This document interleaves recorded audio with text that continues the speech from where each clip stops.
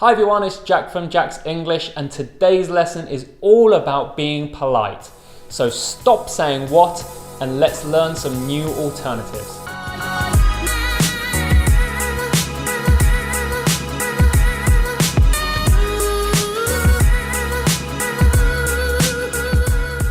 As a teacher here in South Korea, I very often hear the word what, and it's so impolite. So in today's class, I'm going to teach you a range of alternatives to what, from very casual all the way up to very polite or formal. So stick around and let's learn a range of alternatives to the question, what?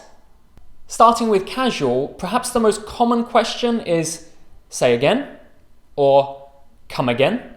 This is exactly the same meaning as what, but it's perfectly acceptable. It's casual though, so make sure you use this just with your friends. So for example, you're in the pub with your friends, you can't quite hear them, and then you lean in and say again, or come again. Both of these are absolutely fine. Even among friends in this situation, saying what is rude. It just sounds bad.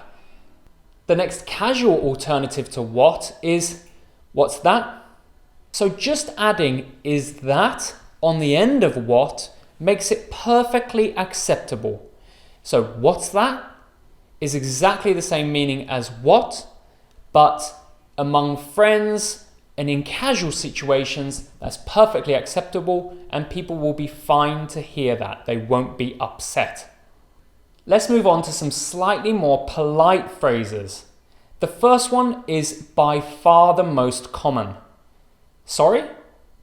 Sorry?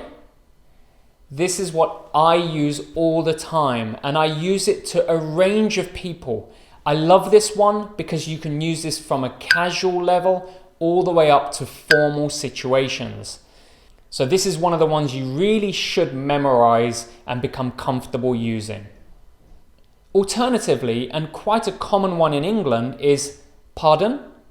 And there are three common structures using pardon. You can simply say pardon, you can say pardon me, or you can say I beg your pardon. Very commonly with this last structure, we just drop I. So we just say beg your pardon. So try to copy my pronunciation. Beg your pardon. U is unstressed and a schwa, so it's y. Beg your pardon. And this is quite a common one, again being a polite alternative to what? Now you know I love being polite, so this next section is my favorite. This is very polite, fantastic for very formal situations. Now I'm going to give you a structure and it's flexible. Firstly, you need to apologize and then you need to request. That's the basic structure, to apologize and then request. The apology could be sorry, very simple. And the request is, could you repeat that? So this is our first very polite structure. Sorry, could you repeat that? Now you can adapt these two sections. So let's be really polite, and this is something I like to say.